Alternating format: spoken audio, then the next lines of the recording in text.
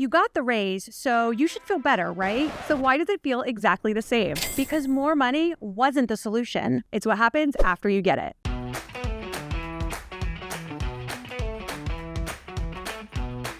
Somewhere along the way, earning more was supposed to solve the problem. Less stress, more freedom. But for a lot of people, that's not what really happens. I'm Jennie, and I'm Celine. Today, we're breaking down why earning more still doesn't feel like enough and what you can do to actually change that. So today, we're going to talk all about lifestyle creep. What is lifestyle creep, Jennie? So lifestyle creep is a very insidious thing that happens when you earn more money, right? And you're progressing in your career and you are earning more, but then slowly your lifestyle, your choices and what you spend money on also creeps up very slowly to match that income level. So before you know it, you have more money than you did and you're still just as broke. Yeah, I feel like that can so easily happen though, because the second you get a little bit more money, what is your first thought?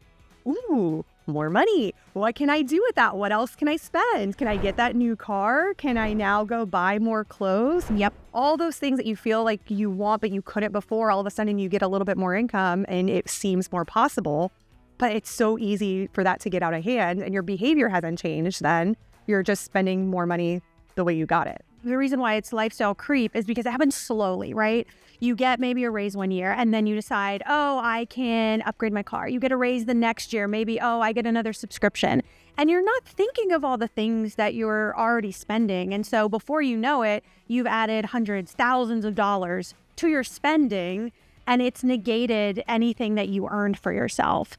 Yes. And most of the time you don't really need those things. No. Right? It's not something you need. It's something you want. And you feel just getting that extra money is what's going to get you there. And that's when I've talked to so many people all the time that are like, if I just made an extra $100 a week, or if I just made an extra $3,000 a year, that I could have everything I wanted and I'd be fine. But then you end up saying the exact same thing that next year and the year after that because you haven't changed anything with your spending. So when you're figuring out what your baseline is, like I need this much to cover my expenses, anything after that, now you're choosing how to spend that money.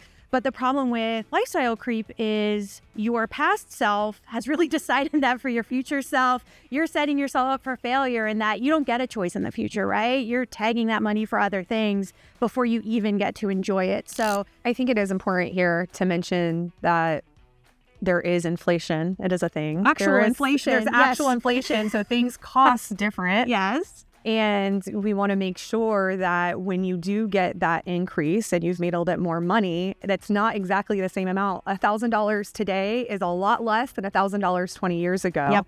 And so all of those expenses, not even 20 years ago, just do 5 years ago. So yes, your income has gone up, but your expenses go up too. So you have to be mindful that that is for a reason why it's going up. There is just cost of living inflation, cost of living increases that you get to balance those out. Absolutely. And then once you know what your baseline is, you can work those increases into that, right? So you can put more money into those accounts. You can understand that you're going to be paying more.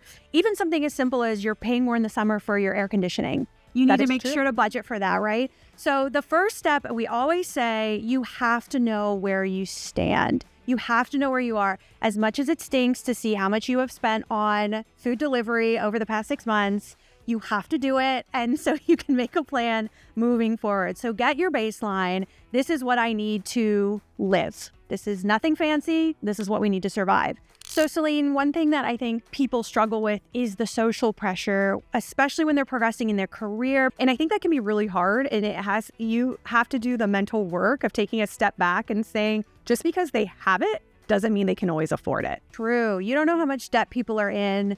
And the other thing I think deserves to be talked about more is, what does success look like? Right? Because social media is all about looks. I have this brand. I have this car. I went to this vacation spot. We were just talking today about a gym. I go to this gym. I don't go to the other gym. And all of that, if that really, to me, and I think to a lot of people though, isn't what success looks like. Success, and especially financial success, is security. Yeah. It's, I decide what I do with my time. I decide what I do with my money. I am at peace. I can handle emergencies. I don't stress about bills. I am comfortable in my life. And that's really hard to show. So other than just me telling you this, You would never know. Like success to me is someone who isn't controlled by their bills and by their money. And those aren't the things that you're posting on social media. No. He wants posting the vacation, the houses, the new cars, the new clothes, the new purse, all of those fun things. You don't post, I reached $1,000 in my emergency savings. But you should. We should. It's exciting. It's something we do. Yeah. We talk about that's it all not the time. something that you see all of the time. Very similar is hiding money from myself through automatic transfers. So that baseline number that I mentioned before, I know what my baseline number is. On payday, that goes away into one account. And then I have my spending budget, so my groceries and my, shopping planned expenses. That is another bucket into another account automatically. Everything else savings. It all happens. We hit paid on a Friday by like 12 p.m. Everything has been dispersed.